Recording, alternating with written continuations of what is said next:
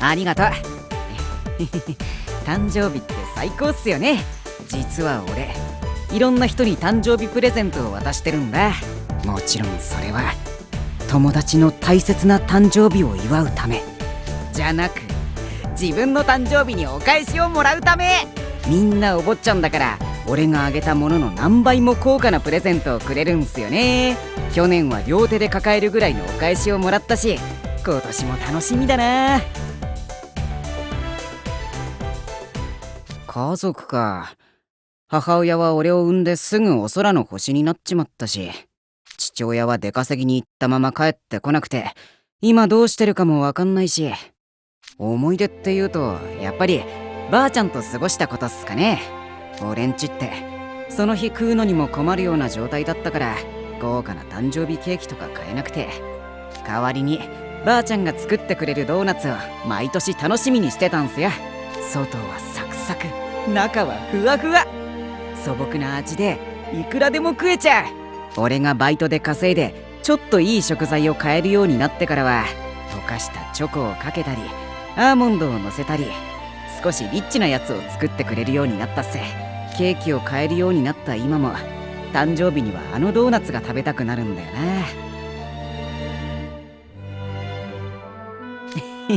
な。でしょでしょ。優しいけどしたたかで自慢のばあちゃんっす。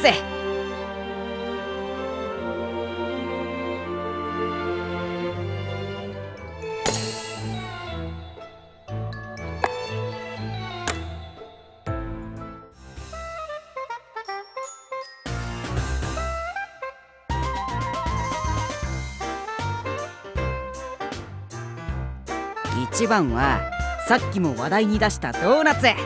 まあ基本的には腐ってさえなければ骨付き肉の骨だって喜んで食べるっすよ。あれ、もしかして冗談だと思ってる？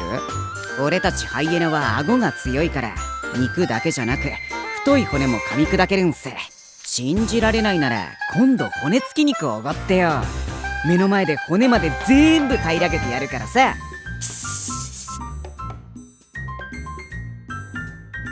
お金。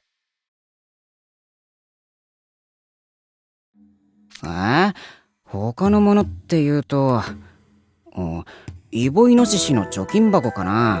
小さい頃に金持ちの家の外に捨てられてるのを見つけて拾ったんすよ。売れるかなと思って古道具屋に持って行ったら値段がつかなくて、結局自分のものにしたんす。開いた口にコインを乗せると飲み込んで嬉しそうな声を上げたり、陽気に歌う機能がついてんの。お金が貯まるのを一緒に喜んでくれてるみたいで、だんだん愛着湧いてきちゃってさ。なんでも同じシリーズにミーアキャットもいるんだって。いつかそっちも手に入れて並べたいな。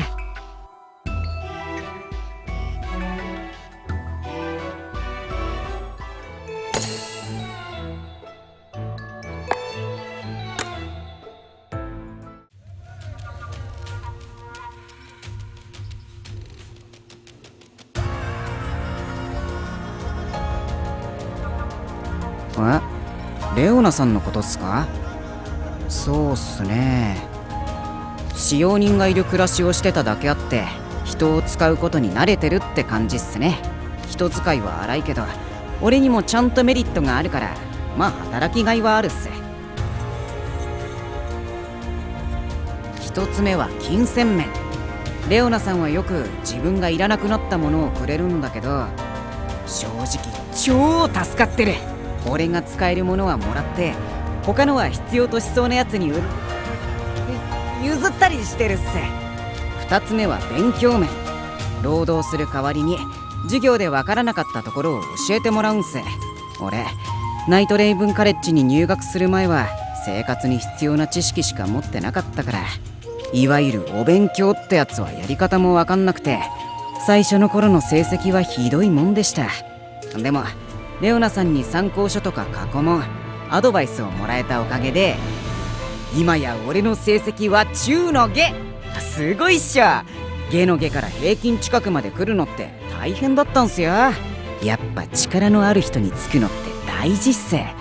何が自分の役に立つかきちんと見極めないとね。